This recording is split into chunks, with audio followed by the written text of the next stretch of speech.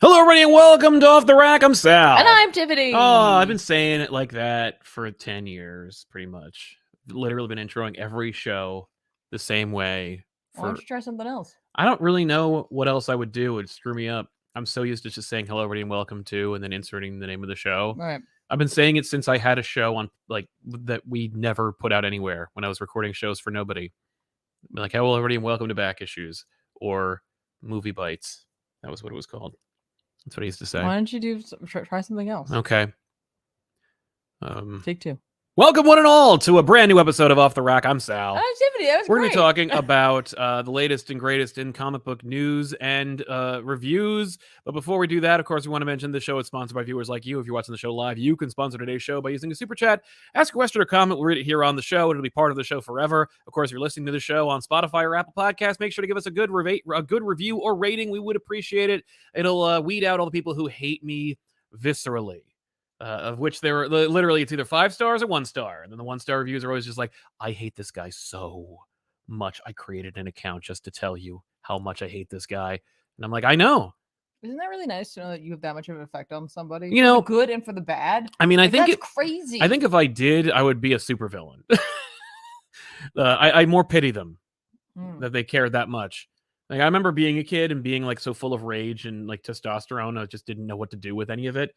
And thank God that there weren't so many avenues to permanently brand the world with my nonsense as there are now, where it's like, I'm going to associate my whole real name and identity to this whole like insane reaction. Anyway, I'm excited because I'm here with my show with my amazing wife. I love the show because she's on it, but also because you're here.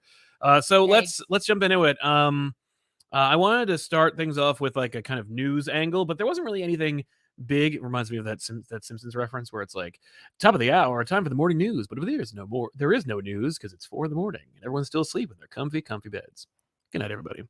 But yeah, so one of the things that we were like kind of reminded of during New York Comic Con, and no, don't worry, this is not going to be a like, boy, we had fun in New York Comic Con and you didn't kind of show.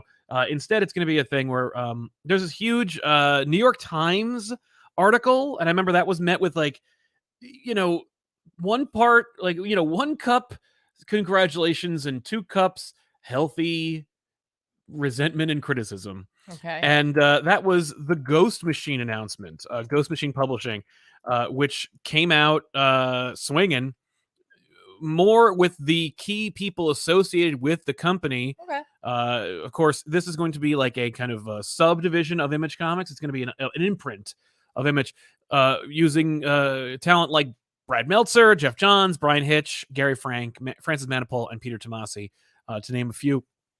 And yeah, they got some great ideas, or at least that's what their whole claim to fame is. Books like The Unnamed, Rook, Exodus, Geiger, which everyone knows, and of course Junkyard Joe and the Rockefellers. I believe it's the Rockefellers. Excuse me. What was the tagline? It was like, all hero, no cape. I think that was the idea. That was what they called it, despite the fact that like there's literally a character wearing a cape in their in their teaser image. It's kind of like maybe it's a cloak. It's more of a cloak. You're right. It's got a hood. Yeah. There aren't a whole lot of hooded capes. No, it's true. That's a cloak. I think I could name probably 5 characters with hooded cloaks from the big 2. Right, but they're not capes. It's a cloak. Yeah, but once you lower the cloak, it becomes a cape. I mean, it's indistinguishable from being a cape. I don't know. I think there's a big difference between a cloak and a cape. Yeah, right. Well, let us know in the comments down below if you watch the show after the fact. Is there a fundamental difference between a cloak and a cape besides the hood thing, or is the hood everything? The hood is everything. Anyway, so yeah, there's this big old announcement. Like I said, there was a New York Times article about it, despite the fact that New York Times couldn't be effed to write anything about comic books. And some people looked at that as kind of like a nice little feather in their cap. Hey, listen, big news outlets are talking. Well, obviously that's what it is. Yeah, but that's still nice. But it's nice. It's nice that they're talking about comic books. So my question is, does this really matter? Like, is this a thing? Because here's the thing about independent publishing, self-publishing. There is no shortage of small press outlets nowadays, just like there really was no shortage back when I remember reading comics as a kid. Yeah. Prints like cartoon books and kitchen sink press and slave labor graphics. That name lasted way longer than it should have, and many more, including the ones from today, like Dark Horse and Image and IDW. Most of which are not actually independent books. They're corporate companies that own outright the majority of the books that are being published. But yeah, so where are we here when it comes to the nature of like it?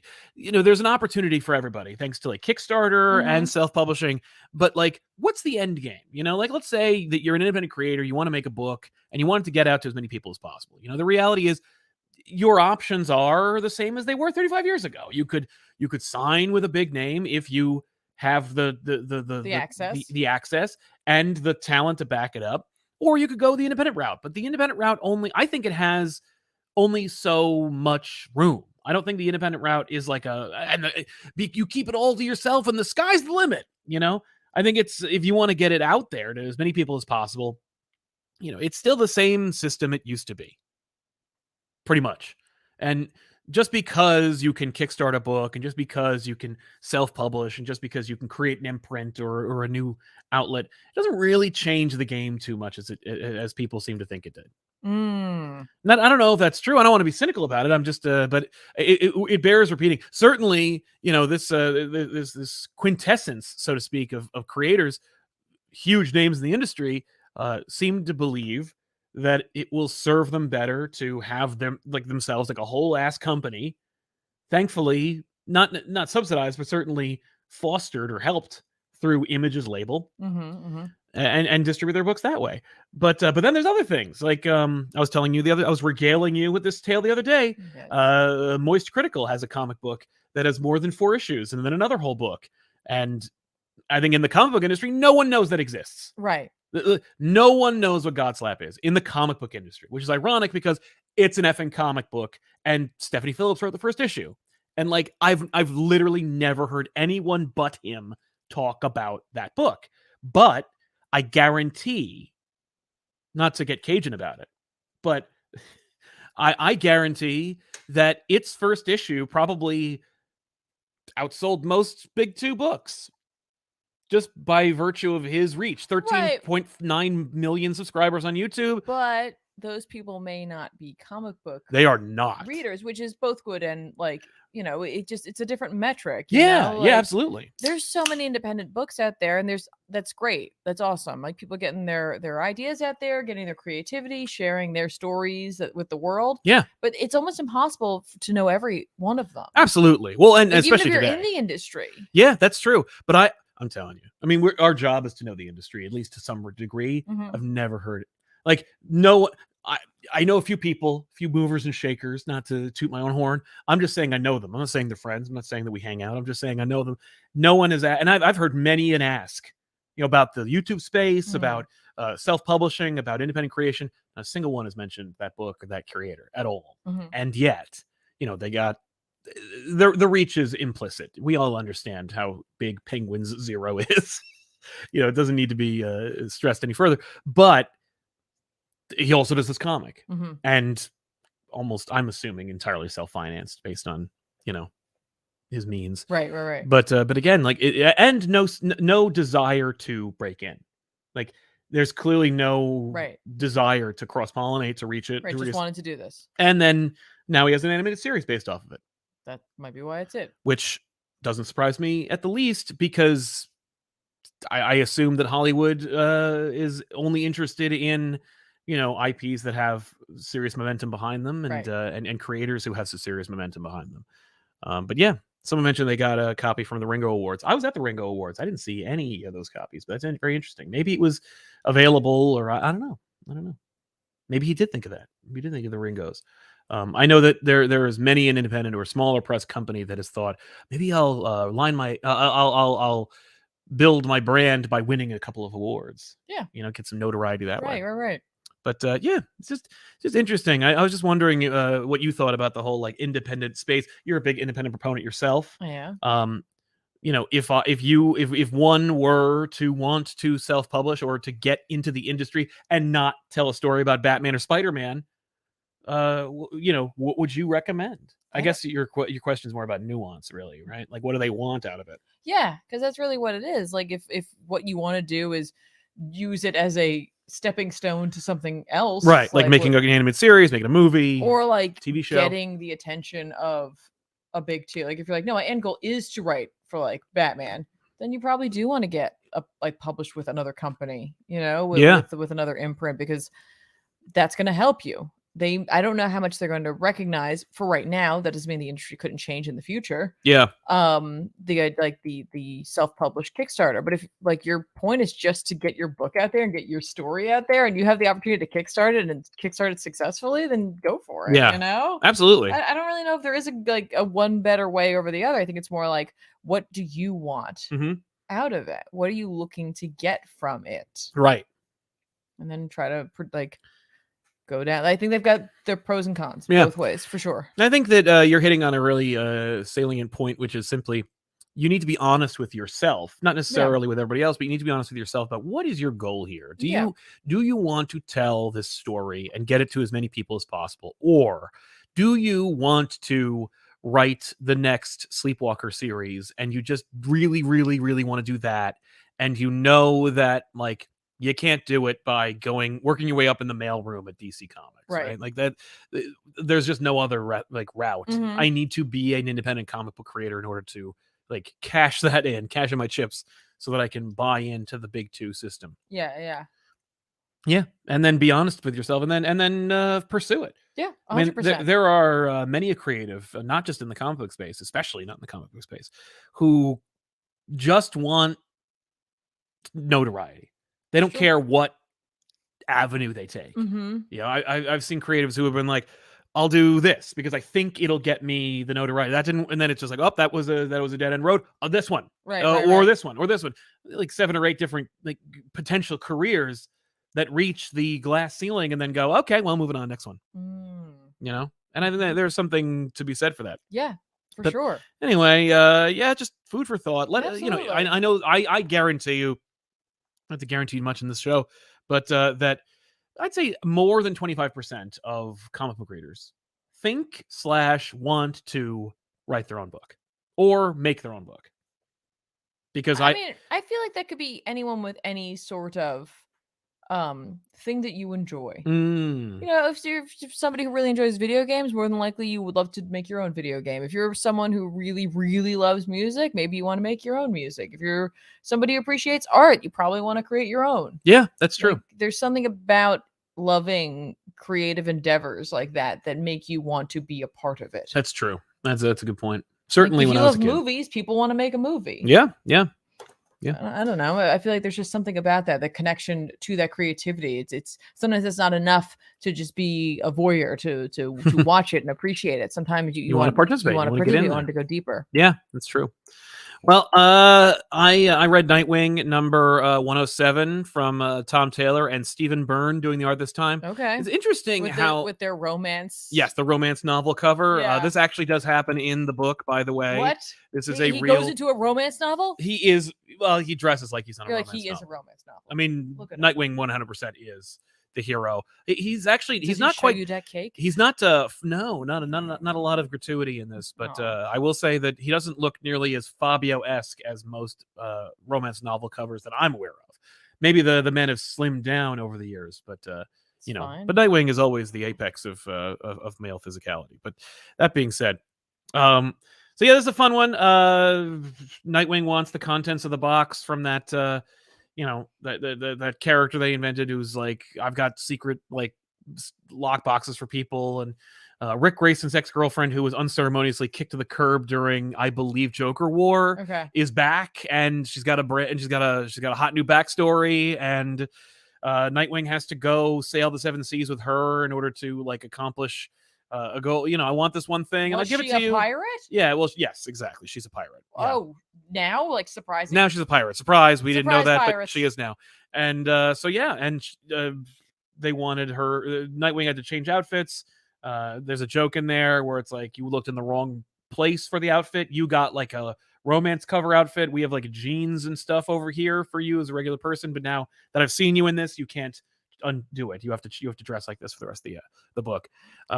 It's fun. It's just, I find it fascinating that Taylor / the DC group, probably the editor of this book, is very careful to make sure that this book looks similar to itself. Like, it always has like a similar style artist throughout. Byrne is evocative of Redondo. Okay. And actually, there are a couple of Redondo-esque moments that I will call Byrnian, because Byrne is his own artist who creates his own work, and he deserves his own distinctions. But taking big swings and trying new, cross sections and depictions of action. But I think it's funny that there is like or rather, I'm impressed / content by the fact that there's a pursuit to be like, do something, don't make it jarring. I remember reading like weekly Spider-Man comics. There were like 4 or 5 books, and I was reading them all, and just drastic head whiplash shifts between one and the other. Yeah. And just being like, man, and then just going like, but if I skip the one that I hate looking at, I won't know what's going on. This is nice. It is as someone pointed out in the chat, it's a house style for Nightwing, which I think is really cool. That's really awesome. It's just nice, and it doesn't. I don't think it hurts the creativity of the book itself. Sure. So I recommend it, and I think the art's great. I think that it's a worthy successor / equal to Redondo. Okay. But yeah, continues to be a fun book. This book, as I've said, it doesn't like break new ground. It's not like blowing the doors off things. It's not a what per minute. Sure. But it is consistently optimistic, which is a super rarity when it comes to big 2 comics, especially nowadays in a world where like everyone's got to make their mark / change things up / keep people agitated. So that's nice. That is nice. No, honestly, it is. Yeah. I'm impressed that you're still reading Nightwing. Yeah, it's not hard. It's an easy read. It takes. I know, but I'm just saying, like, and it's a quick read too. I don't know if that helps or hurts, because I think that you're just reading. You're reading week to week or every week to every other week, and it's just kind of like, oh, okay, keeping it cool. Yeah, exactly. Yeah, keeping it cool. Keeping it cool. That's not what I meant, but that's what I said. That is what you said. You said what you meant. Yep. Sal's reading Nightwing 100%. True. You want me to talk about a book, or that'd be great? Oh, I wasn't sure if you were going to go to super chats or not. No, I'll get to them after that. We want to get at least 2 reviews. Okay. Really, this is gonna be a really fast one because I don't really want to get into it too much. This is a book I mentioned last time when it came out, but Hexagon Bridge came out this week, issue 2, story and art by Richard Blake, and I just listen. I know some people were like, kind of like lukewarm on it. Were they weren't sure about it. Some people didn't like the fact that there was like spacing at the top and bottom. They felt like it made it seem like it should have been bigger, independent or something like that, or too low quality. I gotta tell you, it just doesn't bother me. Again, I'm reading it on Comixology, so I'm reading it digitally, so it has a different impact on me than it might have it in physical. And I haven't been to a comic book store in quite a while to pick up a physical of this. Yeah, no, our local our very local comic shop. We have a bunch of local comic shops. Yeah, one of them, but like, here's the thing. At the end of the day, like, this story, I don't know where it's going. I do like it. It's like this weird, like, Ghost in the Shell, like, not quite cyberpunky, but like, I don't know. It's just a very interesting story. Yeah. But like, what am I really here for? Is this incredible art? I mean, like, look at this like opening even chapter piece. It's spectacular. Like, it's just so incredible. Yeah. Like, people might jump to Descender, but this is an elevated. This is its own thing. 100% elevated. I think this is incredible work. Yeah, like the visual storytelling in this is just so incredible. It's a spectacular looking book. It's like a European. It's like a Euro cyberpunkian style. I'm in awe. I'm like, yeah, right. And I want Blake to tell the stories that they want to tell. Well, it's an Image book, so they can. But at the same time, I want them to do like a whole bunch of other things. I don't even know what. Right. Like, I haven't just really take Blake and put him anywhere. I haven't thought about like what kind of like mainstream character, but there's so much. Yeah. I'm telling you, I just can't get over how much I'm really enjoying this art style. No, and the storytelling that he has, and the designs for like his world, and the world building through design that he's providing for us. yeah, it's just if you are an art junkie, you will love Hexagon Bridge. If Yeah. you are a cyberpunk fan or a You might like RPG it, I fan, don't know. you may / will love Hexagon Yeah, Bridge. I'm not sure. I don't know how you feel about this type of story. Some people might feel like it's maybe too light in the cyberpunk area. I'm not It's got a sure. it's almost like a Charles Vess kind of feel to it. It's Yeah. gorgeous. You Yeah. gotta check out this book. Holy Really crap. just Yeah. Can't recommend enough. Totally. Speaking of speaking of something else, Yeah, super let's chats speak have about jumped in. something Bryce Harriet says, "Hi guys, how are Hi. you? Why are all your shows so good?" Well, thank you, Bryce. Aw, Thank you very you. much for asking. I'm well. Tiffany, you good? I'm great. Good. I'm glad to hear it. I good, appreciate it. I think that what's good to some might be a nightmare to others, but I will say there is a consistency throughout because we don't continue to make shows we don't really enjoy or don't have time for. So the shows we do have time for and we make time for are the same shows that we try to keep making. So there's a consistency, I think, which is what you're looking for. Hulk Zero, thanks for your support. Maybe you said something. I hope you did, but if not, thank you anyway. Altus Bane says, Gotham War is ending, and I believe we get 1 week before Beast World begins. This feels excessive on the events, but outside of a few misfires like John Kent fixing Injustice with hugs, Tom Taylor has been killing it. Thoughts? I think that Tom Taylor is doing a fine job. I think that it's very safe. Beast War seems like it's exciting, and it's one of those things. Beast War is a Beast World. I believe I thought it was Beast Wars, but it might be Beast World. Either way, they're all wars, but I think it's Beast World. I think you're right. But Beast World is one of those things where I guarantee you, I would expect Beast World to be one of those like Black Label or now upcoming Elseworlds books. Yep. And then to read it and go, you probably could have just done this in continuity. And so I'm glad they're doing that. I'm glad that it's like, oh, here's a big sprawling thing where everybody gets turned into beasts. And you know what? At the end, they hit a gene bomb and everyone's back to normal. Who cares? I think that's nice, like, because it means anything goes. Right. Yeah, Gotham War, I don't think that was... I think that Chip didn't want it to be a war. I don't think Chip wanted it to be an event. So I almost don't even count it as an event. I'm also not reading much of it. But I did read the most recent Catwoman. I don't know if it was this week's or last week's, but I was like, oh, okay. It's shifting gears. It's funny. It's like a Marvel comic where people are like, oh, I saw a page out of context and I'm enraged. And then they read the rest of the book, but they never would. But someone else reads the rest of the book and goes, I don't know why people are so upset. Okay. Yeah. Curative Writer says, my favorite Marvel duo, Cape and Dagger. Thank you. Because he's a cloak. Yeah. Yeah, he's a cloak because he got a hood. Yeah, right? No, it's true. It's true. So. Yeah, and it has a different feel, because all that reminds me of is thinking of the show The Cape, which is a failure as well. Hey, you with the face says a cloak is for keeping dry and staying warm. A cape is for fashion. Yeah, I think so too. That. Yeah, but a cloak is too. I mean, like a cloak is for fashion. You want to evoke that look. Like if you are like shrouded and silhouetted, it's like, oh, that has a much stronger appeal / look and message than like someone wearing a cape. I think you have, unless you're like at a specific style of event, I feel like you've got way more of an opportunity to run into someone wearing a cape in like out in the world. I think not. No. Cloaks are more acceptable. I think if you wear a cape, people go, "What's up with the cape?" But if you wear a cloak, it's like, "Oh, cool." Maybe you're in a cult or something. Chocobo Kid, hey, everybody's favorite friendly neighbor, Tiffany, and the man without fear, so to speak. To speak his mind, Sal. Thanks, hey. Yeah. I'm happy to be the friendly neighborhood, Tiffany. Me too. Grievoushish, thanks for your support. Evening, gang. Excited to hear your thoughts on the Godzilla book. I'm a bit sad the crossover isn't with the Toho films, because the extra kaiju would be great, but I guess that involves working with IDW. I think they are, aren't they? Yeah, they're working Legendary. Oh, Legendary. There you go. So it's movies. Those movies, the Legendary. That's movies. The only reason that they think this is even happening, because they're just like, yeah, we tied into a movie. Yeah. Fine. I feel like Toho would be like, why would we want to do that? Toho would never do that. They'd be like, why? What a waste of my time and money that would be. Why would I pair up with your Western? Why would I comics? let you? Yeah. Why would I let the West like take our stuff and make it stupid? We already did. Yeah, exactly. We've done it too many times. DC has a long-standing working relationship with IDW. I would hope that it would be a thing that we would see in the future. We'll see. Hayden Hamilton was about to hit that midday depression. ComicPop to the rescue. Yay! Always appreciate your time and ever put in great content. Always thank you. Thank you, Hayden. Thank you. I'm glad we could be there for you. Thanks a lot for being here, man. Flywheel Shyster, thanks for your support, dude. Appreciate it. Cat Lawyer for treats. Great seeing Spider-Man 2 playthrough. How's it so far? Well, I'm not very far into it. Whatever you saw streamed over on ComicPop Plays is what I have played because I've been.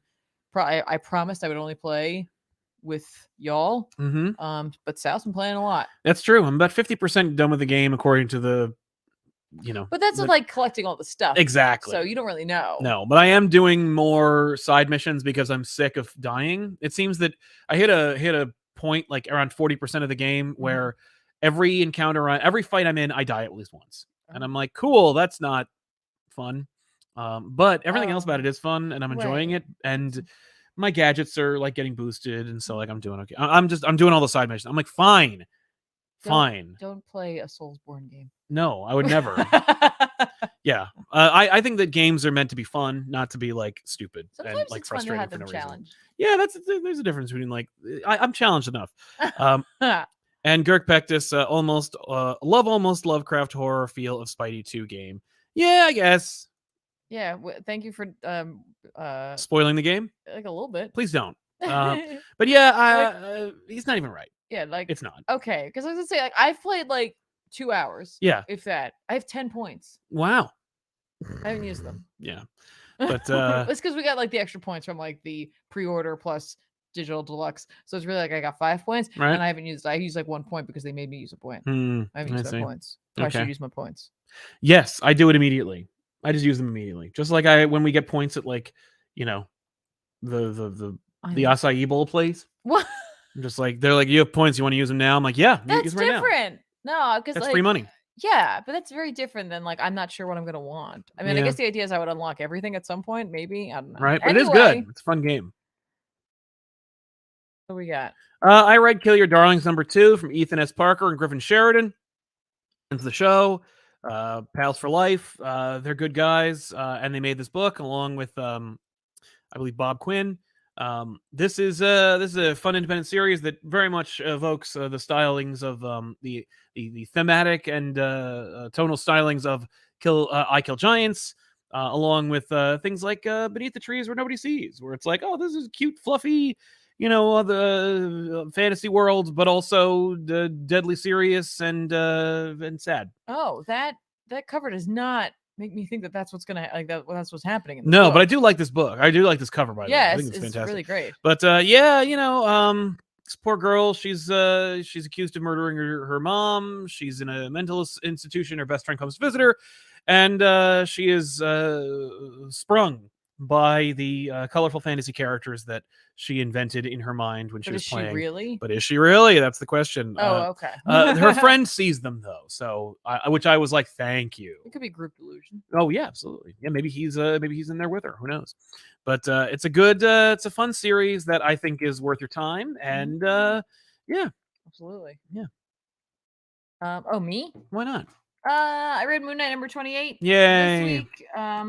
Obviously that's Jed McKay on writing, Federico Sabatini on art, and this issue in particular was like an action movie in a great way. Of course. It's just hey, we gotta stop Black Spectre, and we gotta act now. So let's act now. I got like my squad. We're going. Mm-hmm. And then, are they problematic bachelors? What? No. What? No, it's it's Tigra and Hunter's Moon. They're like the core. Yeah, those the McKay core. Yeah, they're going, but like also his vampire pal is gonna stay back and guard the base, but like in a way where it's like if something happens, you're taking over the midnight mission, right? Because I know you can. Okay, cool. But like, oh no, someone's going after there too. Yeah. Like they're going after the mission. But yeah, it very much felt like a well-paced action film. That's great. So looking forward to the next one. Nice. Okay. Hooray. I'm glad the Moon Knight's working out or still working out. I feel like it is. I honestly do. I mean, it does, like, obviously you can see it's the last days of Moon Knight. Yeah, right. Moon Knight's going to die. Yeah, whatever. Congratulations, Marvel. You had, despite the death of Superman having killed death in comics, Marvel has beaten that dead horse into glue. Congratulations. Yeah. You've done it. every character will get a death of that character series. Sure. No matter what. And I'm just kind of like, whatever. Regardless of their they killed off popularity. Strange, so I'm just like, whatever. Yeah. And they brought him back. Yeah. So you can kill off Moon Knight. Well, I mean, like you could. As long as Jed McKay's writing them all. He's written 2 of them so far. Bring him back. Yep. It's fine. I did, speaking of Gotham War, read Teenie Howard and Nico Leone's Catwoman. I found out how to get into the DC Comics previews books, so I need to give you that link. Hey, but yeah, this is a fun series. You know, hang on, really quickly. I'm sorry. It's terrible. Doesn't really work for me. It's awful. I'm not saying that's it's not indicative of the creative team or the content within. I'm just saying. Nope. I don't like that. Moving on. I don't like this cover, but I don't care. The cover's fine. Everything else is fine about it. I'm just like, why? It's just like there's no point. Like, what are you doing? And I know what I know what their reaction would be. They'd be like, "What are you talking about? You hate fun? Who cares? It's just like goofy and fun." Maybe I do hate fun. Yeah, I guess so. I guess I just hate fun. Maybe I'm all funned out. Maybe. But yeah, Catwoman's like, I got to deal with Batman. I got to find Red Hood. If you recall, Batman kidnapped Red Hood. Well, it looks like he's done it. Yeah, he did that already. I meant like on this cover. What? He's found them. Yeah. No. Well, anyway, Red Hood is, infected with a crane neurotoxin that makes him afraid to do anything. Catwoman stumbles upon the evil scheme of Scandal Savage's infiltration of her thing. The Gotham War is flipped. It's actually just a way for Vandal Savage to infiltrate the Gotham's underworld and link it and make everyone in the Gotham underworld a member of the League of Assassins. It's like, okay, that's fine. That's the pitch. And I guess like Teenie Howard gets to tell that part of the story. Like it's just, it's like, yeah, now it's a Batman story. Like Catwoman is kind of like, I think I bit off more than I could chew. Oops, this is really stupid. I had a good idea. Clearly, it was never going to work because Batman is the main character. So like Batman can't be wrong, but also Batman's wrong in terms of his like insane. It's like Batman wouldn't normally be wrong, but he's also being like infected by the equivalent of an alien symbiote known as Zeranar. I'm not saying that it is an alien symbiote. I'm saying that that's going to be their big reveal at the end. But or a fifth dimensional imp named Batmite, acting like an alien. Sure. Symbiote. But that being said, fun story, good art. It's fine, but it could have been what the first part of the Catwoman series indicated. Yeah. Which is like, oh, it's the 1%. You guys, man, you don't get us, man. Occupy Wall Street. Wait, that was like 10 years ago? Shit. But instead it's just it's Catwoman coming to her own conclusions, getting, catching up to speed. There's a fun moment with Lady Clayface that I really enjoyed. And overall it's like, okay, yeah. It didn't make me regret not reading like I think 1 or 2 other parts, but I don't need to. I just read this. I was like, oh, okay, I'm caught up. Okay. Excellent. Yeah. I like that. Yeah, and it's a good opportunity to just kind of like focus on Catwoman and get her perspective, and it's like Batman kind of being like, I'm freaking out, Selena. You got to help me out, man. I don't know what I'm doing. But yeah, so this one will be the one to make you go like, oh, but that YouTuber said that it's bad. What, Catwoman? Yeah, like just the Gotham War is like, this thing is this like political thing. It's like, no, it's the caveman took over Wayne Estate. Like, what are you talking about? There's nothing political about that. Right. Arduit says, ComicPop woo to you too, man. Woo. Tiffany, what's your go-to spooky season movie? Mine are OG Halloween and Rocky Horror Picture Show. Man, I used to go see Rocky Horror Picture Show live. Oh yeah. Sure, that was fun.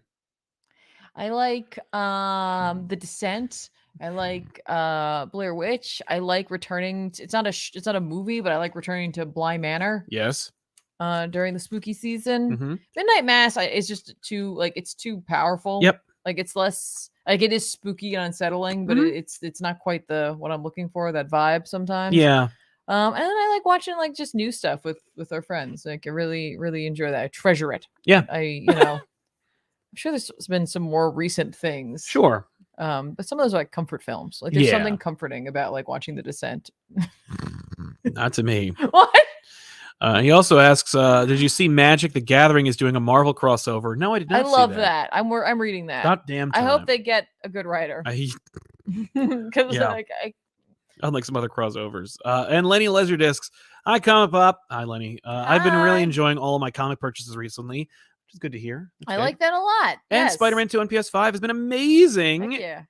In my opinion. All your weekly shows have been keeping me extremely happy. Well, thank you. Well, we appreciate that. We do appreciate it. Thanks, Lenny. I appreciate it more than Sal, though. I don't think that's possible. But No, I do want to thank you. I should also mention that if you haven't already seen it, we did a quick interview with Scott Snyder at New York Comic Con. There's a new interview in the same location. We just swapped out the hosts.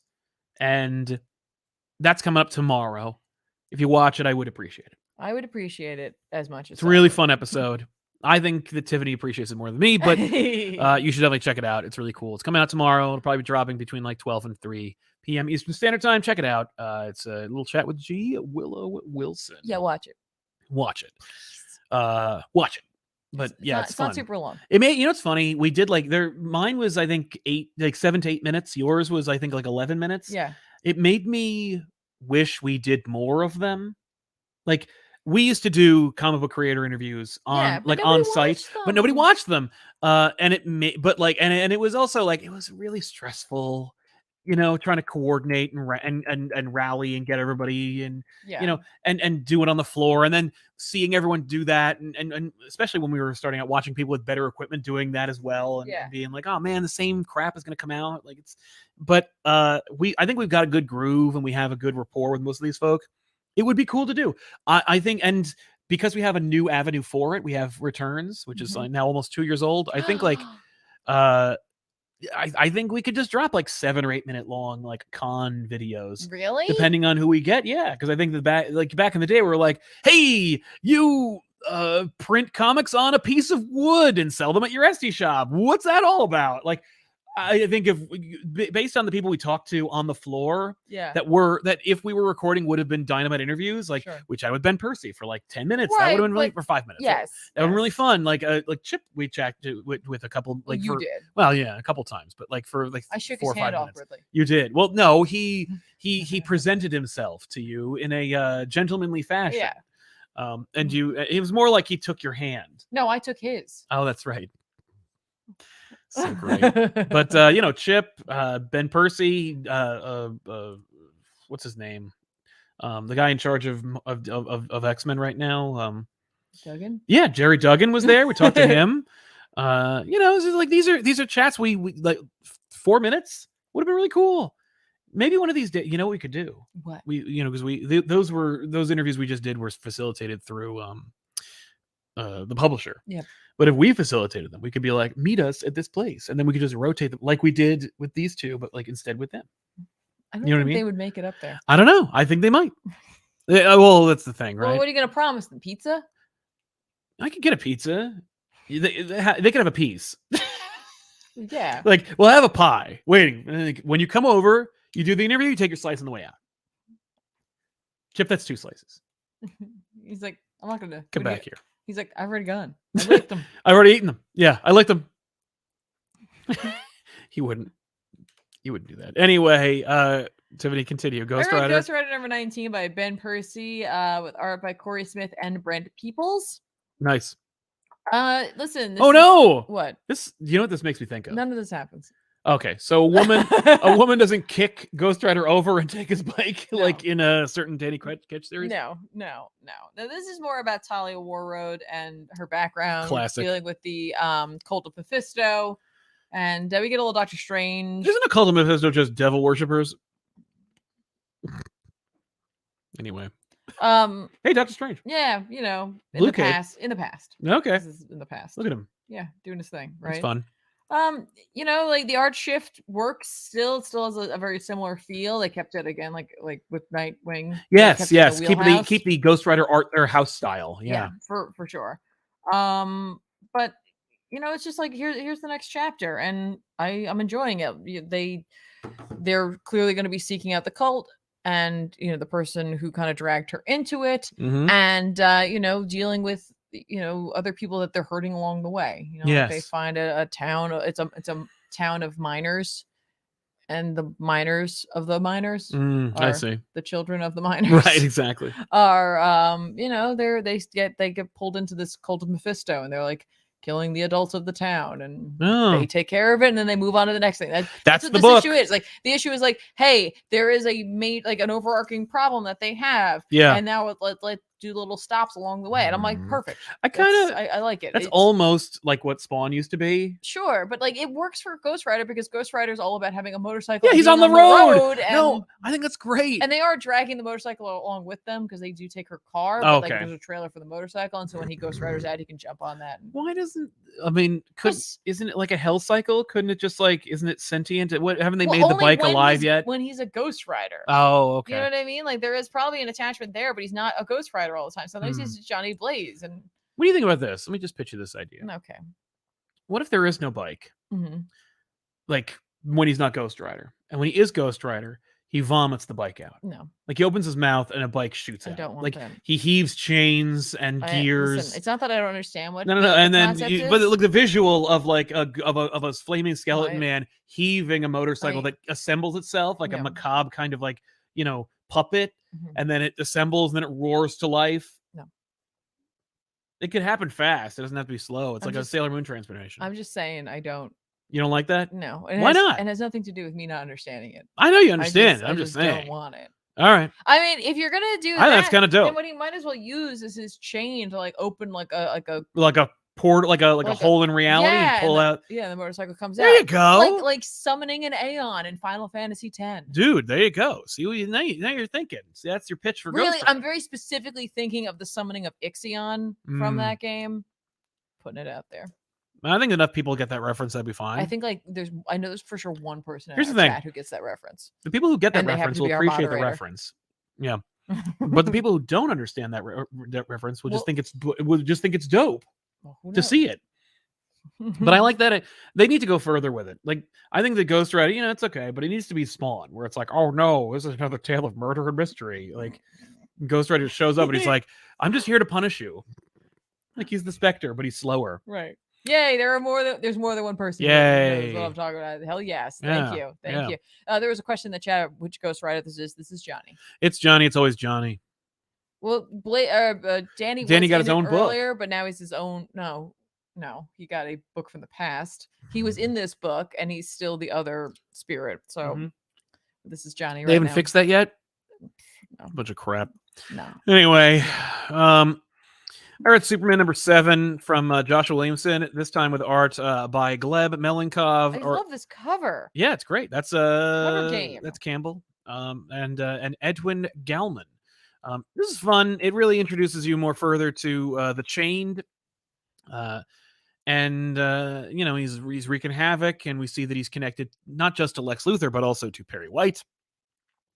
There's an evil secret that Perry White's been keeping since before Superman. What's he been doing? Yeah, not much, but let's drag him through this. Well, he's running for mayor now. Oh, Perry White for mayor. Yeah, I love that idea. Perry for mayor. Perry for mayor. But yeah, those are the key things. Perry's running for mayor. Lois still running the planet. Superman's the whole planet. The Daily Planet. Oh. President Lane. That's next one. Next arc. She's like, I don't have time for you, Clark. Yeah, I'm the president. And he's the first man. I believe it's the first. Yeah, I think it's the first gentleman. By the way, if there was a female president, I think they call it the first gentleman. But Superman is trapped in the prison that the Chained came from, and Mercy's trying to save him, and then he realizes he needs to stop fighting like himself and needs to start fighting like somebody. It's classic Superman story. Great art. It's very evocative. I talked about Melenkov earlier and how like he's kind of like a contemporary classic Superman artist. Gets the whole strongman visuals, but also has like a grit to it that reminds me of people like Bogdanovich and Capullo. It's a fun story, and I enjoyed it very much. It's another one of those like kind of, this seems to be like the DC art house style seems to be like kind of just living in the world, which I really appreciate. It's something that I've been begging Marvel to do, because like I think between the two universes, people would rather live in the Marvel universe. And part of the fun of it, the escapism of it, is living in it. Like Jen Walters is a lawyer. You get to see the legal aspect of the Marvel universe. Spider-Man is the street level character. You get to swing through the city. You get to see the real New York. through his eyes. Captain America is like the, he's from Brooklyn, but he represents all of America kind of aspect of the Marvel universe. Thor rises above it, and it's like the kind of like almost cosmic godlike version of the Marvel. But you see every corner of the Marvel universe, and in DC, you're living in it. You're living in that universe, and you're finally just exploring that world and having fun in it. And Superman should be no exception. Absolutely. Superman and Nightwing should be the two most good feeling books, and they are. And in very different ways. So I really enjoyed that. So definitely read Superman if you haven't already. Yeah. Someone mentioned in the chat, I really love this idea, like a crossover between Perry White and J. Jonah Jameson as mayors. There was one, not when they were mayors, but as newspaper publishers, because they were. Yeah, I like that too. Just the Perry being like, "You are the worst journalist I've ever seen." Right? Yeah. Like all you care about is sensationalism. Yeah, and Jay's like, "Yeah, that's how you get people to read the actual news." But I am a good newsman when you actually read the content of whatever between the lines. He's what I'm like, saying. "Do you have a Pulitzer Prize winning writer on staff?" I'm sure he's he's got Ben Urich. There you go. But well, I mean, JJ hasn't worked for the Bugle in decades. Right. That's kind of over. Yeah, which it needs to come back. Fix that. But why? But newspapers are dead. No. No, they're not. They're still coming out.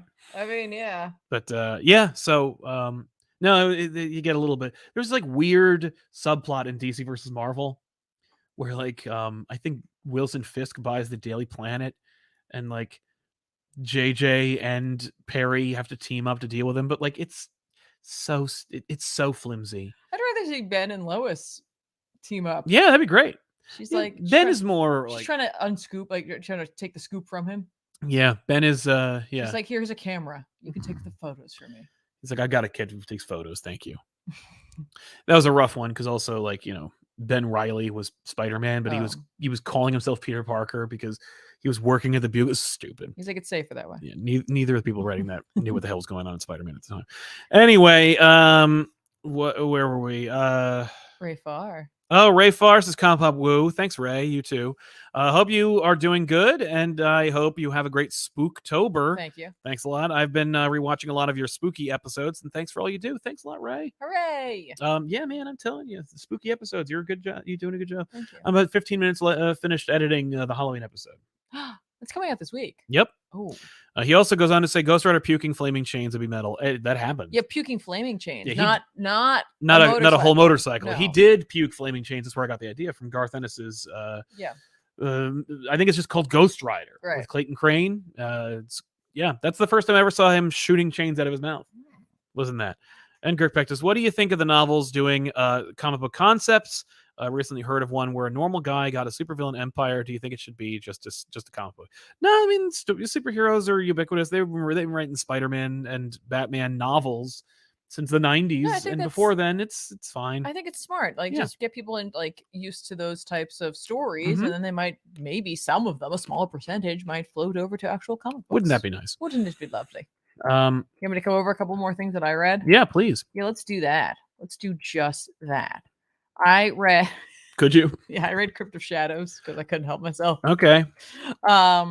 It's a. Oh yeah. Yeah, it's like a little sampler of things to come.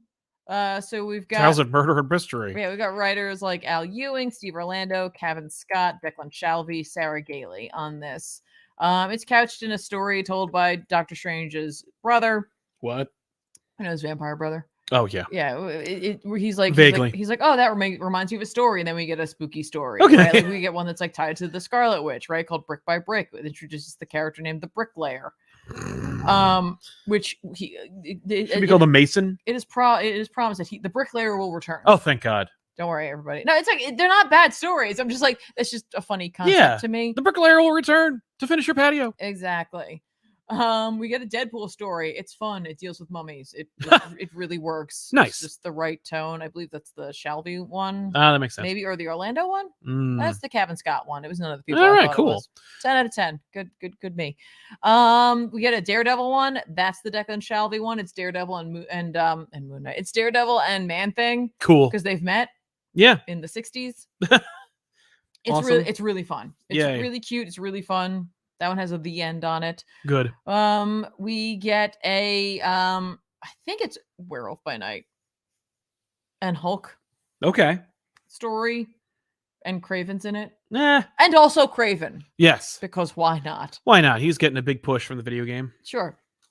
And then at the end we get to see like explore the dark side of the Marvel universe, like in Scarlet Witch, which just came out. Yes. Or the Incredible Hulk. Okay. Where you can follow Man-Thing. You can follow Victor Strange and Doctor Strange. Oh, really? And follow Werewolf by Night. I was right. Okay, yeah. And Man-Thing in Miguel O'Hara's Spider-Man 2099 on sale in January. Okay. So Scarlet Witch is on sale now. Hulk was also on sale now. And the Doctor Strange one says, when you least expect it. What kind of friggin' solicitation is that? That means they don't even know. I don't know. I kind of appreciated it. I was like, when you least expect it. The hell's but that says Out of the Shadows, written by Al Ewing. I'm like, are you telling me that Al Ewing's going to be writing Doctor Strange? No, he's writing Victor Strange. But it says. Yeah, maybe he's also a doctor. Oh, yeah, okay. A doctor of vampirology. I'm just saying, like, I just love when you least expect it. Yeah, it was fun. I liked the sampling of stories I read. I wasn't mad about any of them, like, at all. The art styles really worked, and I had a good time. It was just, a little, like, a bit of spooky fluff. Sure. And I was like, hooray. Hooray, that's what you're looking for, exactly. Sometimes I'm just looking for that. Yeah. Well, I read Saladin Ahmed and Aaron Cooter's Daredevil #2. This continues to baffle me. It's not bad, and it's wholly unmemorable. I really like the cover. It's a J.R. Jr. special. Well, it's funny. I'm not a fan of the cover. I like the idea of Romita Jr. doing Daredevil covers. Cool. I'm shocked he's not doing the interiors. I guess because he's like, I do interiors for Spider-Man. I don't need to do Daredevil anymore. Right. It's like he could use you. The art's fine. I find it jarring. I think Aaron Cooter is a great artist. I don't think it works tonally with this story or with this theme. It has a lighter tone and a more cartoony style that makes me think of it makes me second guess and undercut the kind of like implications of the otherworldly nature of the problems hereof. I mean, Daredevil / Father Matt is like accused of being like, abusive to children. I don't know if I should think, all ages comics when it comes to that. It's not that graphic, nor is it that objectionable. I'm just saying, like, the subject matter's there, and I don't know. It's just weird. Okay. It's overall a very weird book that I'm going to be dropping very soon. Oh, okay. Let's see. Back to me. Yeah. Back to me. I read. Oh yeah. Okay. Did you read the Spider-Man book? Yep. Damn. I was like, maybe Sal won't read it, and then I'll cover it next year for Halloween. I read the first issue. There's more of this book. I know, but like, I'm just saying. Well, it's a great book. I know. That's why I read it. I was like, okay, I bet Sal won't read this because it's spooky, right? Yeah. That's like not up his alley. Right. And I was Speaking of Saladin Ahmed, by the way. Yeah, it's Spine-Tingling Spider-Man #1, written by Saladin Ahmed with art by Juan Ferreira. Yeah. I gotta tell you, initially, like first couple of pages of this, I was like, the art was cool, and then I was like, meh. And then by the end, I was like, yes. All I could think of, I was like, yes. hey, Tiffany's gonna like this, especially when the turn happened. Because yes, like you, I was like, this art does not like okay. Opening. I liked it a lot, but I'm like, what? Opening stuff, love like that was spectacular. So good, right? And then we get like this like image of like his past, or like we're setting some stuff up, and I was like, oh, okay. But then we get some really great stuff, and then it changes. It just goes, and then by the end of it, I was like, oh, yeah. There's a full page like what that is just, and that what I was like, oh my gosh, this is like a I don't know, more mainstream, totally its own thing, but bear with me, like mainstream comic book iteration of Steve Niles' artwork. Oh, yeah. Like there's something about it. Yeah. But like in a I don't know. I don't know. It's just it's incredible. It's really fun and I gotta unexpected. tell you, like this story, like we're going, I saw it like billed as like the darkest Spider-Man story ever. And I'm like, sure, whatever. So we start the story. We we hit our like here's where Spider-Man going. Here's where this is going, and I'm like, okay, I get where this is going. And then this book's like, hey, you're an idiot. that's not where this book is going. Mm-hmm. That's not where this book is going at all. And I'm like, oh, because Yeah. then it definitely gets darker. Like the initial turn Right. Is like, not oh, okay. the last turn. No. It's here's the turn.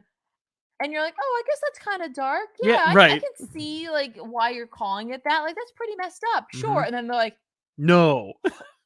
hold my juice box. Yes. And I'm like, oh, please. Okay. Yeah. Yeah. I'm in. I'm like 1,000% in for this ride. I don't know where we're going, Yeah. but No. I want more of this art Mhm. and I want more of everything that's happening in this. Yeah. I wasn't like complaining. It was more like I was like, what a weird, what an odd choice for this artist for this story. Like there was that beautiful sequence, but otherwise, like panel to panel, I'm like, why did they choose? And then that turn happens. I'm like, No, it all fell into place. Some of the I liked panel it. stuff, like especially this. Oh yeah, like I but was that's like, oh, when this is excellent. I mean, Yeah. that's part of the colorist too. Mhm, But mhm. yeah, that second turn, yeah, it's just like, oh, Yeah. derp. Yeah, Yeah. that was fun. freaking. And we're in that world, and I'm like, that's really cool. That's smart. I don't even know. I am so I'm Mhm. so interested in this for sure. Yeah, For freaking sure. Loving it. nice. I recommend if you're looking for something spooky and you like Spider-Man. Totally. If you're just looking for something spooky and you like Marvel, Yeah. just go grab it. Ray Farr. But Sal, Marvel's already the world outside your window. Galactus floating above Times Square and Captain America getting shot with a checks notes time bullet. Yeah. Yeah, but that only happens to them. The Galactus thing, yeah. But Galactus for us is like, the economy. Cat Lawyer was in for treats. Spine-tingling Spider-Man was fun. Spooky art. Spider-Man in a horror story is my jam, but nothing comes close to how horrifying Gene DeWolf's Sin Eater story was. That was much more in continuity. That Sin Eater story is just like, I always like a Spider-Man story where you're just like, yeah, Spider-Man, oh no. Yeah. This one's like that, but also like kind of mystical and otherworldly. Oh yeah. Which I love. The other one's more just like Spider-Man's like, I don't normally deal with that kind of thing. This is really dark. I read Batman Superman World's Finest number 20 from, of course, Mark Waid and Dan Mora. This continues to delight. It is It delights and enchants. it does. Batman and Superman get a tip that from Barry that Boy Thunder, who of course has been revealed in a previous issue that he will become Magog, who was lost in the multiverse, has been found, and of course he exists in the Kingdom Come reality. But when they get there, they end up in a alternate future of the Kingdom Come reality where things got worse and everyone died except for Superman and Batman. And it's gonna get worse before it gets better. that's exactly right. And so they go back in time and they catch up with Boy Thunder when he is an adult, but like a young man, but not Magog yet. Are they traveling outside of the timeline? Is that how they're able to go back, or do they treat it like They use a cosmic treadmill, but like they end up like going back to prevent the dark future of the Kingdom Come reality. Not the Kingdom Come reality dark future, but the future to Kingdom Come. We know how Kingdom Come ends because there's this amazing like 2-page, 3-page like post Kingdom Come story that I think was mostly written by Alex Ross. I'm not sure what the history is there, but it shows you this like beautiful sequence of Superman's future. And that's not what this is. This is like a we need to fix the future of Kingdom Come. I also love it because, of course, what you forget when you're reading this book is it's set in the past already. It's like the early adventures of Batman and Superman, and like their budding friendship. Mm-hmm. And like Dick Grayson is the primary Robin. There are no other Robins. So when they end up in the Kingdom Come universe and in the past before everything gets too dark and Magog has been born and like murders Joker and so forth, they end up at planet Krypton, which of course is a great sequence in Kingdom Come where Superman, Batman, Wonder Woman go when they're like older. In this, they go there just to like infiltrate the world and learn more about it. And Batman's like, "Who is Booster Gold? Like, what is all this crap?" Right. And I'm like, that's so fun. That immediately I was like, oh no, that's right, they're younger. Yeah, so that was really fun. It's really cool to see the Kingdom Come universe from other angles as opposed to just being like, here's Kingdom Come. There's this amazing moment where like Barry's running through through Hyper Time or the Speed Force or whatever, and he's like, this is a place where I get to like chronicle the multiverse. It's kind of a hobby of mine, and nobody's really in here. Mm-hmm. And then Flash from Kingdom Come runs past him And it's like, because he always operates like the Flash of Kingdom Come is always moving, even when he's standing still. And so he operates in multiple dimensions. It's how he's able to like see Norman McRae, even though the Spectre's holding him. It's like, I'm just like, oh, that was really fun. It's really cool. It's just a cool moment and a really fun story. Obviously, this is just like a treat. Mark Waid being back at DC is like coming home. It's great and a delight. Definitely keep reading World's Finest if you haven't already. That's great. So check that out. What else we got? I think we just have the main event. The main event. Justice League versus Godzilla versus Kong. Of course, not. I can hear this cover. The Toho's. In association with Legendary Comics, this is the crossover. Unprecedented, unexpected. People were like, "What? Like, where is this coming from?" Written by Brian Buccellato with art by Christian Duce. Or Duce. I like to say Deuce. But so where does this take place? When does it take place? It is out of continuity. It's in another reality. The heroes are a little younger, but they are heading in the directions that we expect. Superman is courting Lois Lane, has every intention of marrying her. We see this cold open that is also a like, how do we get here? Let's go back. Let's go back. And I've got no problem with that. I don't have any problem with it per se. It's the rest of it I have a problem with in conjunction with it. But Superman takes Lois. It's adorable. They like have they have like a date on top of the Daily Planet, which I liked. So I was like, oh, this is cute. I've never seen that before. And he's planning on proposing to her, but then they're attacked by Godzilla. He does propose to her. Yeah, but it's like he gets down on one knee. He gets on one knee, but then like he has to go. Yeah. So how do we get here? And then we find out like the Legion of Doom is planning to mess with the hero's day. And so they send, I think, Titano, who is of course a giant ape, but robot, and it's like, oh, that's fun. Yeah, little precursor. Yeah. And so Superman single-handedly defeats him, and that's kind of the theme of the Justice League right now, where they're all kind of like, particularly Green Lantern and Barry are kind of like, what is he doing? What are we doing? Like, why Superman is a one-man Justice League? Well, no, they're like they're watching him do all these things like more than usual, and like Hal's interesting in this. He's kind of like. Yeah, he's like, he's like a little more Kyle Rayner than Hal to me. He's not Hal. He's somebody else, or like he's like New 52 Hal Jordan. He's in like a weird place, right? Because Superman's doing all these things. He's like, I don't understand. If he can do this all the time, why doesn't he do it all the time? And Barry's like, because he's a person. Because he'd burn out. Yeah. And then we discover that he's doing all of this because he's going to take a vacation. Like, yes. Superman's going to take a vacation, so he's going to try to get ahead as much as possible. Supergirl's going to step in and kind of fill the void. But like Superman wants to go on vacation with like a hopefully a clear conscience. Exactly. And be able to relax. And I love the idea of Supergirl. Fiance. Yeah, I love the idea of Supergirl pitching in, joining the Justice League. Yeah. It's something I've like rarely ever seen. And I love the idea of Supergirl just being on the Justice League. And not just like in a one-page splash in a Dark Crisis where she's there and then doesn't do anything. Yeah. And so like that was a fun idea. And I think it's just because I think Buccellato just really wanted to use Supergirl. Yeah. I'm like, that's fair. So like when obviously, if you're gonna have them go on vacation, they like you have access to another super person, hopefully they would step up. Exactly. But a lot of the like this sequence with Titano is each of the heroes talking to Superman about like his idea. Yeah, because they all know that he's gonna propose. Yes. Right. And Wonder Woman shows up, and Hal's not a fan, but like what, Hal's at a different point in his journey in this. Like you said, like they're a little younger, so it might also be that he's just like, no, like don't do that. Right. Like don't share that part of yourself. Yeah, this is for us, man. Like what are you doing? I also don't know if in this time frame if he has anyone. Right, who knows? I mean, he should. Carol's usually involved in but Hal's it life. Could also just be that like he's like jealous. Yes. Too. Like there's like a little something there, and I'm like, I think there's an undercurrent. But otherwise, like Barry supports it, Diana supports it. Clark support or Bruce supports it. I like the Bruce. Bruce goes to his house and visits him. You think he's gonna be like Bruce? Like, yep. And then he's like, nope, I'm just supportive. I'm happy it's nice. That's nice. He's like, I just want to make sure. Like you thought about the fact of what you're doing to her. Yeah. Yeah. He's like, I did. And he's like, okay. Okay, then I have nothing to say about that. It's gonna be awesome. Yep. So the Legion of Doom is messing around. They're gonna take the Titano thing doesn't work, and they're like, they're all just bitching at each other. I like them questioning. They're like, maybe it's because they're friends. Yeah, maybe it's because we're terrible, like because they all like working together, and they're like, what? Just because they're friends, their camaraderie and their ability to their teammate, their ability to work together is better than ours. Yeah. Yeah, man. But that's what we're saying. Whatever. Yeah, speaking of chips on their shoulder, I think Toyman's the one who has a chip on his shoulder in this one, where he's like, nobody takes me seriously. Well, Nobody it's believes me. kind of like, here is the Legion of Doom, and why are you here? Yeah, and Toyman, go away. Why are you here? Yeah. And clearly he's like there to be, like the butt monkey trope. Right, exactly. Which, I mean, I think, like, as we find out later on, Luther regrets inviting him, and now it's just kind of awkward because it's like, how do you tell him to leave? I mean, you are the Legion of Doom. Right. Yeah, just be, you don't have to worry about, like, manners. Yeah. But maybe you do. Yep.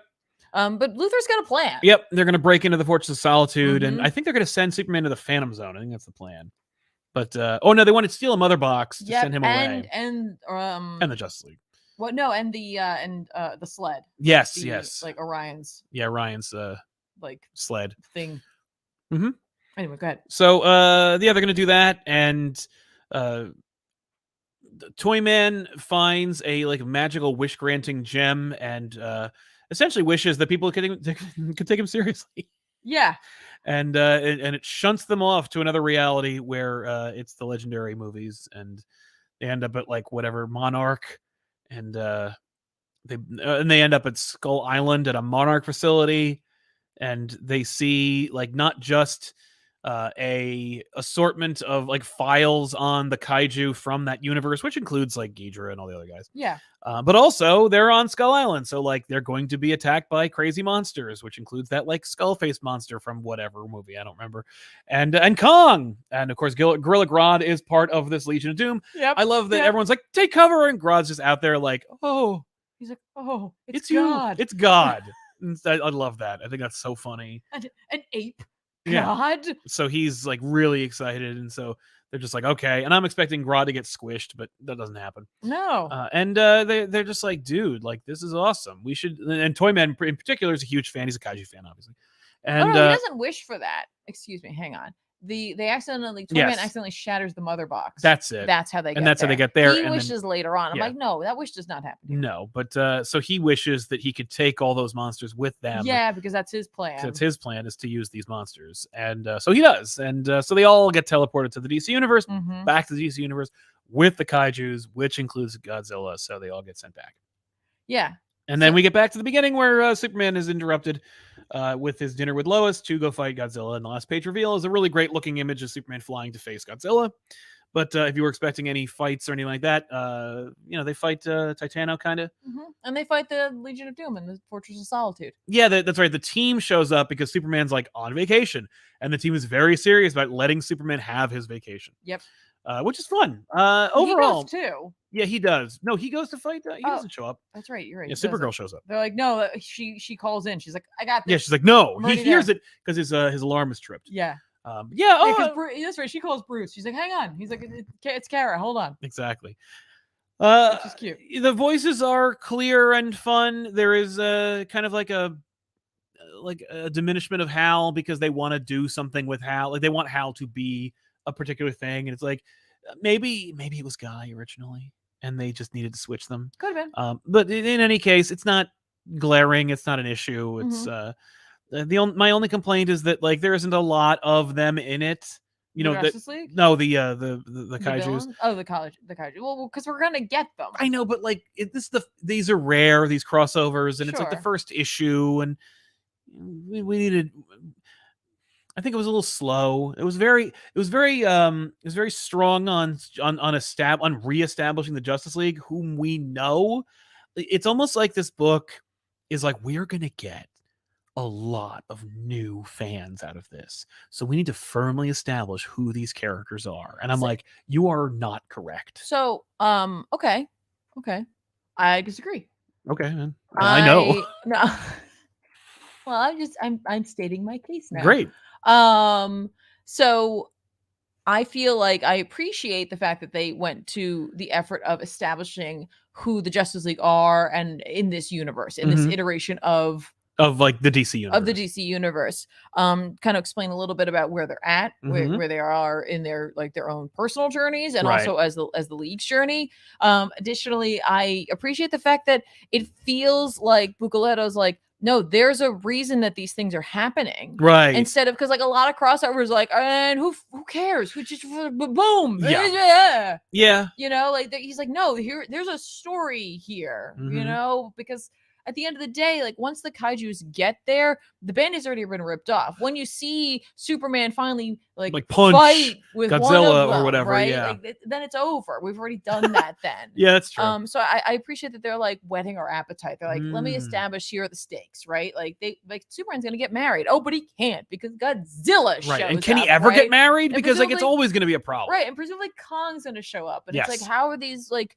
two like titans going to deal with being A, in the DC universe, and B, what is their relationship going to be with the Legion of Doom and the Justice League being who they are and being from the movie? So it's like, are they like aware, if you are going with the movies, you know, like Godzilla is meant to be kind of like a guardian of sorts, right? Like there's this whole like flora and fauna, like is Toyman's involved? Are we going to be seeing some sort of large anything? Like there's a lot happening with this. A lot of moving parts, a lot of characters. So like I kind of appreciated it. And because it is like, you know, from another universe, like maybe we kill off some of these characters. I don't know. That's true. You could kill a couple of these characters because it's not in like there is a clearly there's a decision here to make this in another reality. Yeah. And I don't know what is that decision, like why?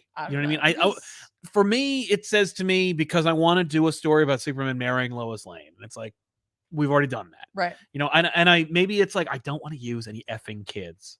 You know what I mean? Like, there's a reality where Batman's exactly the same, but there's only like one Robin. Right. And he's busy.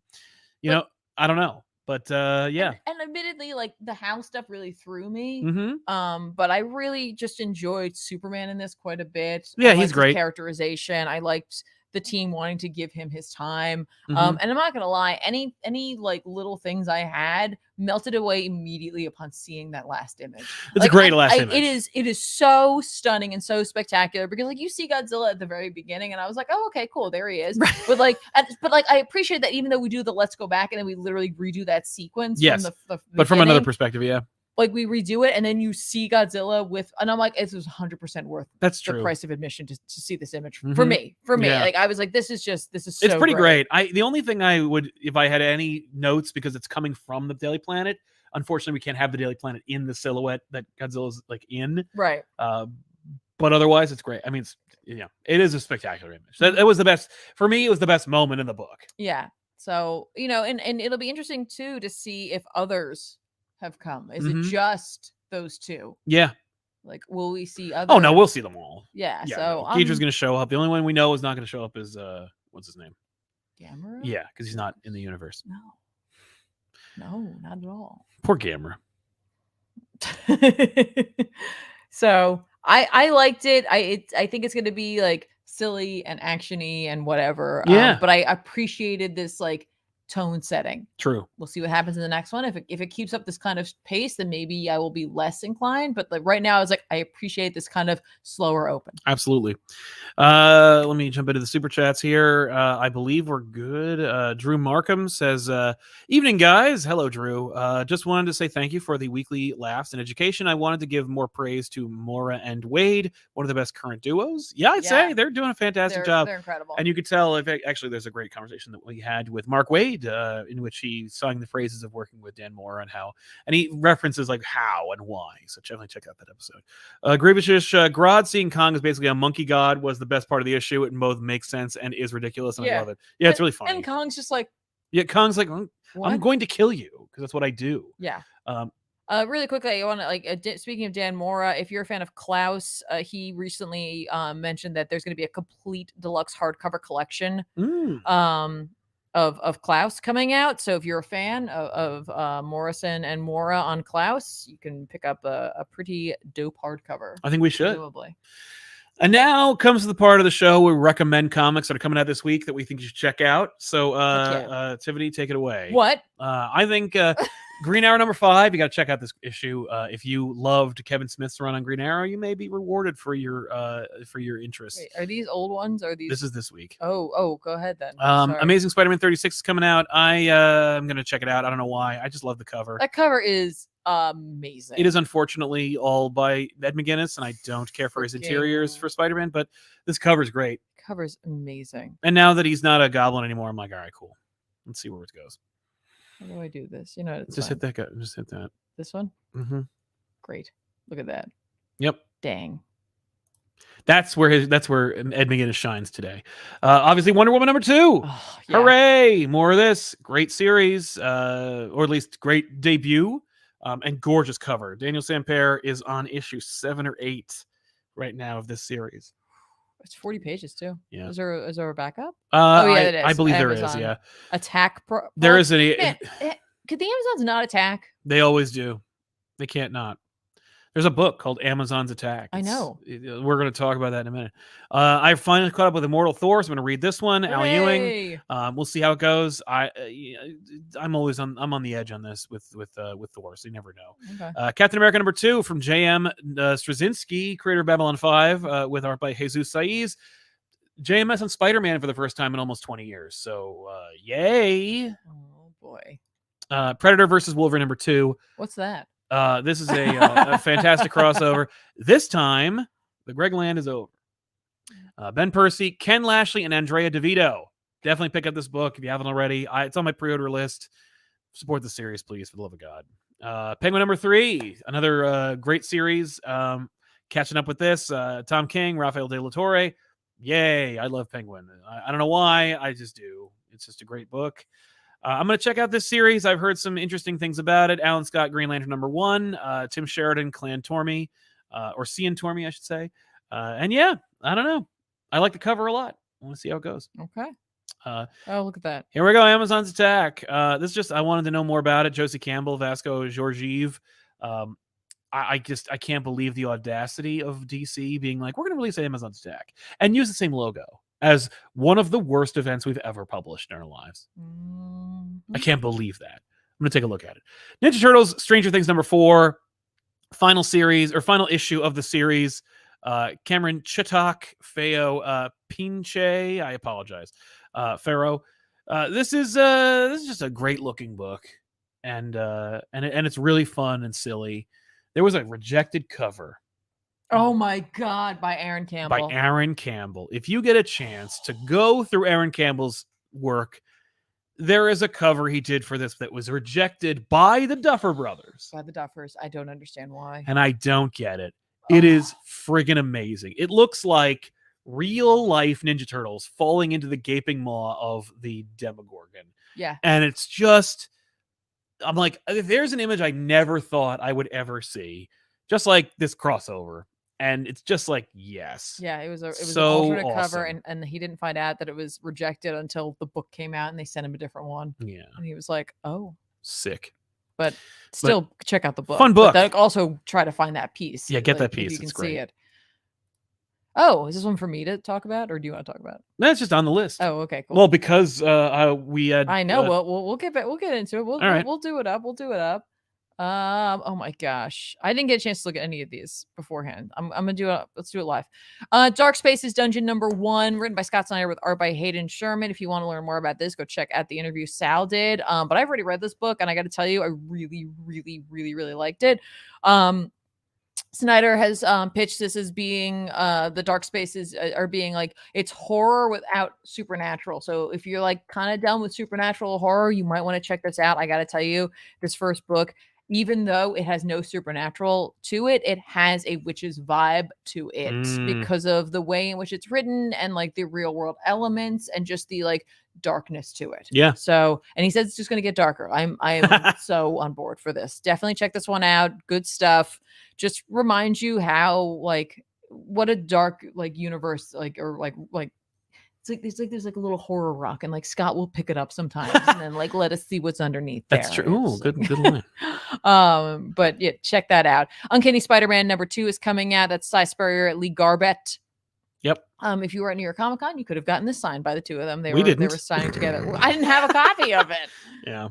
What a great cover, man. These covers have been fantastic. Yeah, really good stuff. I really enjoy this. I liked Nightcrawler on this, but it's definitely more of a like Nightcrawler X-Men book. It's a Nightcrawler book. Yeah, it's an X-Men book. It's not a Spider-Man. It's not a Spider-Man book. But I thought it was going to be that, so I'm totally fine with it. It's actually funny. It's an X-Men book with like side Spider-Man characters in it. Like Vulture's in it. Yeah. You know, I think Tinkerer's in it. You know, Rhino's going to be in it. Like it's not a Spider-Man book, Right. but a bunch of Spider characters are in it. Right. Dark X-Men #3 is coming out. Steve Fox, Jonas Scharf on this. I like the series. I know you do. Yeah, it's weird. It's weird. It's just yeah, for sure. Mm-hmm. Let's see what else is coming out that I forgot to talk about. Realm of X #3. If you like, this is a book I've been struggling a little bit to get into, but you know what? I'll read the next one. Why not? Right? Yeah. Maybe.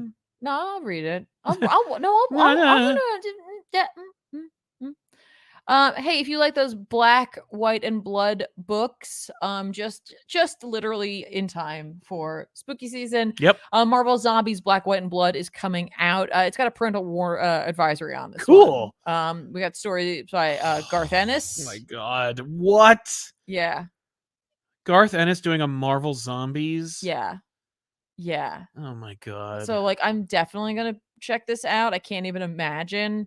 Alex Segura is also writing in here. Ashley Allen. But yeah, so you've got some interesting creative teams working here. But if you like that universe, you like that darkness. Mm-hmm. It's outrageous. Yeah, you have to look at it. You have to look at that. We have to look at that. Gargoyles #10 will be coming out this coming week. Hey, Hallows Eve. Hey, good for her. I mean, it makes sense. She's Halloween as a person. So right. If you love Jock, who doesn't?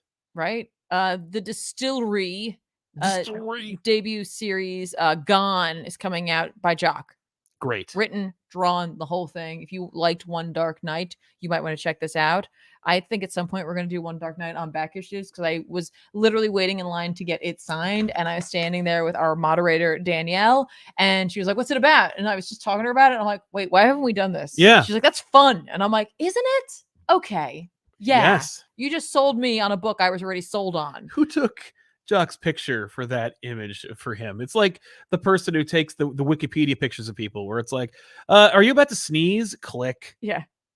Because Jock is Jock is so adorably photogenic. Yes. And like, no, he is such a weird picture. He's like, don't take, like, it's okay. Can we just really quickly? Can we just talk about like how like Jock is just very kind, just a kind, sweet person. Just a gentle, wonderful man. I think we talked about it a little bit, but like when I went up to get my book signed, he had his hand out, and I was like, "Here," and he was like, he put it out again. I'm like, "Oh, you want to shake hands first because you're having a genuine human interaction." Yeah. I'm just kind of used to the like mill, of like, transaction. Here's my book. You actually are like here to meet people and say hello to them and hear what we have to say. Mm-hmm. Freaking awesome! If you have an opportunity to say hello to Jock and get like a or share a drink with him, then you should absolutely do that. Which you have. I did not do that. You were there. I did not do that. I'm sure there's a bunch of other stuff that I might check out too, but I think that's a really good start to the week. I agree. That's a big drop of books. Big list of stuff coming out. Yeah. We want. And I'm also gonna read Wonder Woman. I know you already mentioned. Oh, it, I know. I really liked it. Yeah. I know people like sometimes get a little gun shy when it comes to Tom King, because they feel like it's gonna be trauma only, and maybe it is a little bit here or there, but I got to tell you, I really connected with that first issue. It made me have a like real reaction to what he was writing, and that to me is enough. Like, pick up the next one. No, it's true. I mean, like, I don't recommend it because I know him. Like that Penguin series is frustratingly decent, and what was it? Gotham City Year One was like one of the best things ever written. You need to read the series. It's just incredible. Like, he's at the top of his game. But these are just so different from each other and so radically good. And here's the thing: like, I haven't read Baker Street. I didn't read Gotham City Year One. It just wasn't something that was appealing to me. It doesn't mean I'm not going to check it out at some point. Yeah. But I'm like, Wonder Woman. I read the first issue and I was like, you know what? All right, let's see where this is going. Yeah. And I've read issue 2 and I can tell you it's great. Oh, well, good for you. Yeah, it's and it's different. Like, there's more. It's not, the first issue was a lot of setup, but also a lot of like, it's good. We'll talk more about it next week. I can't wait. Of course, you'll know when it drops when you subscribe to this video or this channel and like the video and all that stuff. Watch the video on twitch.tv/ComicPop or youtube.com/@ComicPop Plays. Yeah, if you want to watch some Spider-Man gameplay this week, watch me struggle to use my points. Yeah, I'm gonna be streaming over on ComicPop Plays on YouTube for this game. That's so if you want to subscribe already, go to youtube.com/@ComicPopPlays, or just go to the description below this video and just click the link there. There's links to everything we do here and of course throughout our channels. So make sure to check that out. Of course, big thanks to our super chatters for sponsoring today's show. Thank you to our chats for keeping the show alive, and thank you to everybody for watching the show. We'll see you guys next time with an all new episode. I'm Sal. I'm Tiffany. So long, everybody. Thanks a lot for watching. Bye. Bye. Bye.